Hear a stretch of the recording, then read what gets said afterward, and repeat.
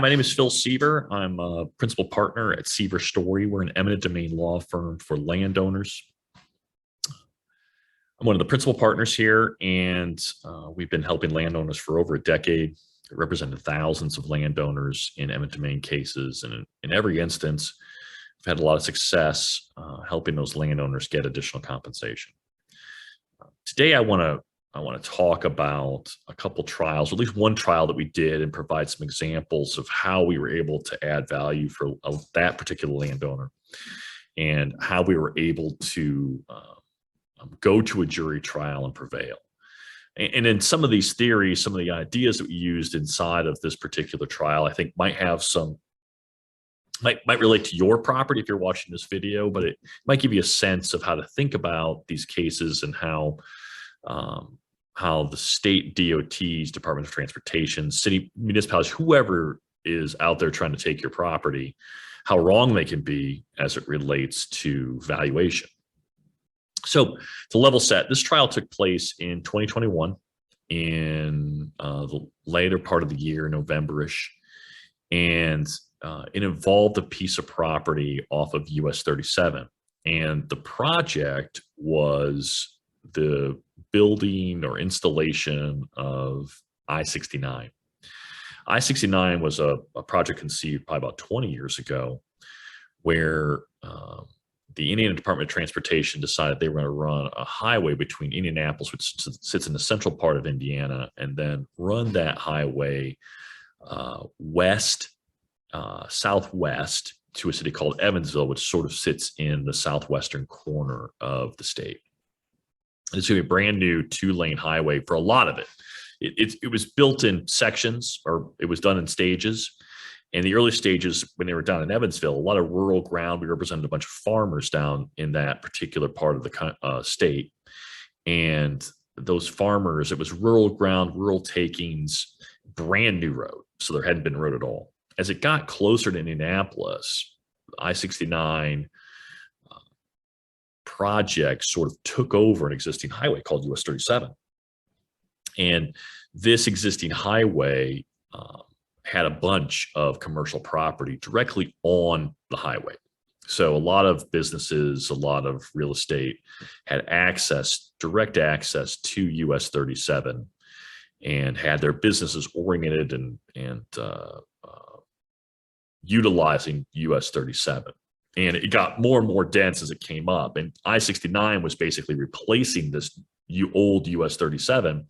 What was happening is I-69 is eliminating all the access. So it was taking away a lot of direct access to US 37. Now the DOT, Indiana, seemed to think that that didn't matter to value, right? That you could have a commercial property and you could remove a bunch of direct access to a highway, and that wouldn't affect the overall value of the property.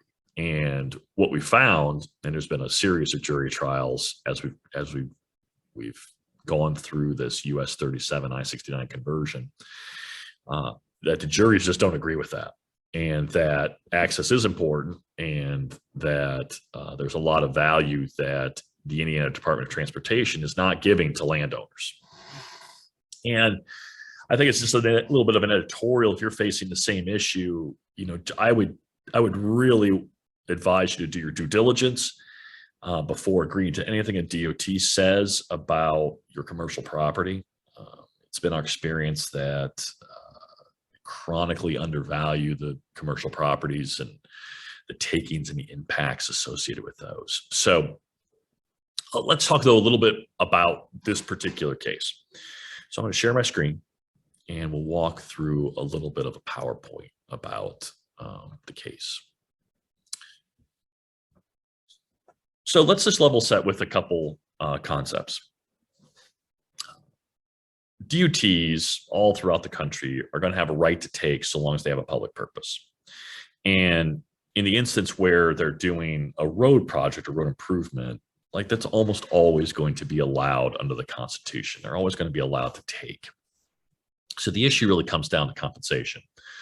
And so whenever a DOT, Indiana, Georgia, Oregon, Wyoming, wherever they take, they have to pay constitutional just compensation. They have to pay just compensation, basically fair market value of the property taken plus any damages to the property. So you can see from the slide, it's typically equal to just compensation, typically equal to fair market value of the land taken plus any residue or additional damages. And you can do a variety of different methods to determine just compensation. You can look at comparable sales, like an income approach. Sometimes you can even use a replacement or cost approach. Even cost to cure can become important. So what would be the cost to fix the problems created by the DOT? But one of the central themes is that anything left, so where the DOT takes a piece of ground and leaves you with something else after the taking, how is that remainder damaged is really an important part of any type of analysis. So let's look and see how this works in our particular case. The case was State versus Kopetsky, and I call it a highest and best use case because to a large degree, the parties really differed as to what the property could be used for. This is another concept that I want to go over real quick. The idea of highest and best use. The highest and best use basically says that you are entitled to the value of your land for its highest and best use, not for necessarily its given use. So highest and best use is the most profitable, most valuable use of the property. So a good example is you have a little old lady. She has a little house that she's had for 50 years. It sits on a really busy commercial corner. The highest and best use of her property isn't as a residence. It's the highest and best use for properties for a Starbucks or for McDonald's. It's for a commercial purpose, and it's much more valuable use than what its given use is. So the argument here, a lot of argument here was both residue damages and then also what was the highest and best use of the property. So a little bit about the parcel. As you can see, it's outlined in yellow. It sits directly adjacent to the state road, right? US 37 or State Road 37. And it's a 53-ish acre parcel. It's separated by another major road called Fairview. And there's about 11 acres taken directly across the frontage. And that's really important because there was access along the frontage.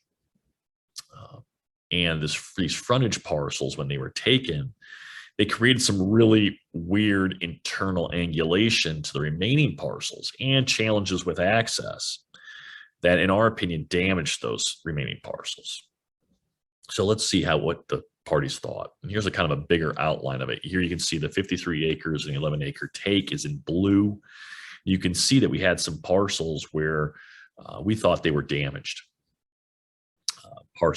Both parcels are adjacent to this Fairview road that runs through the middle. So the argument, basically, it was the highest and best use argument and a residue damage argument. So the landowner argued that and we argued at trial that the highest and best use of the property is commercial.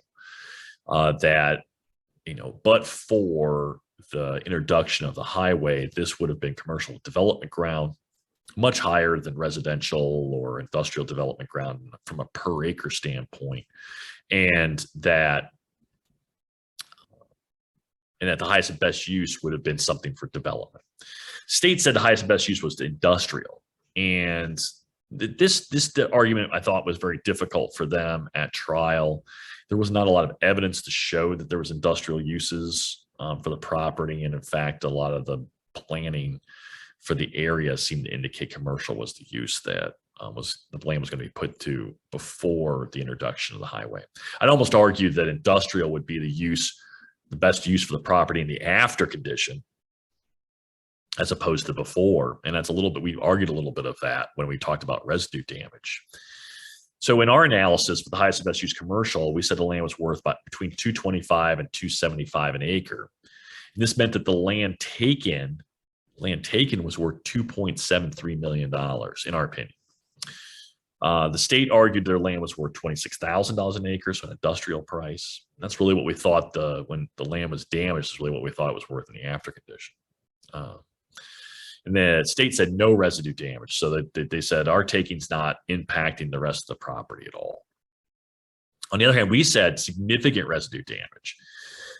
We said the residue damage was about $2 million. So that means that, those damaged parcels lost a really considerable amount of their value and dropped way down from a per acre standpoint. Just harder to develop, less attractive to developers. State's total comp figure was $301,000, and our total comp figure is $4,760,000. And in a tried the case to a jury, took about 3 days to try the case, and the jury came back at $3,874,351 plus interest, which actually, with the interest, pushed the case over $4 million. So about 80 to 85% of our ask was the jury verdict. And I think that we've seen, and this is a multiple of 10 to actually it's almost 12 times what the state had offered.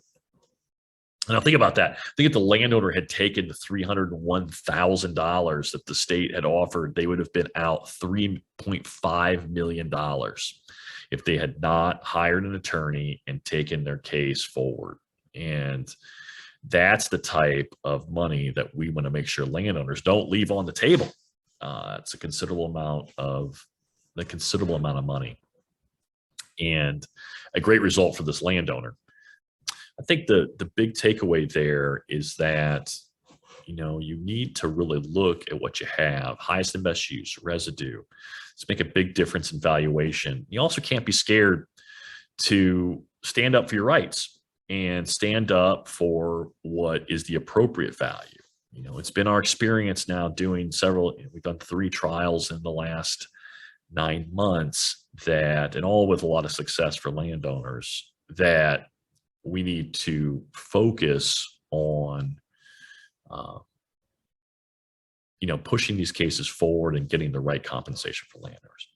Well, I hope you found that video helpful, and also something that maybe you could use for your own property to say, okay, maybe I'm not being treated fairly. Maybe I need to talk to somebody. If you want to talk to our firm, please feel free to reach out. Like I said, my name is Phil Seaver. You can reach us. You just email me, phil@landownerattorneys.com. There'll be contact information at the end of this video. We'll look at any case, give you a free evaluation. We work on a contingency fee basis, which means we get paid if we add value to your case. So in the instance where we just saw that the $300,000 that Mr. Kopetsky was offered, we didn't take a fee on that, but we did take a fee on the delta. So they did take a fee on the amount of money we added for Mr. Kopetsky. But the good news for you there as a landowner is that when we look at your case, we're going to tell you whether we think the case has value or not from a compensation standpoint, because of course we don't want to take cases where we can't add value for the landowner. So I really appreciate you watching today. Hopefully this you found it interesting, and please feel free to reach out. Thanks, and have a great day.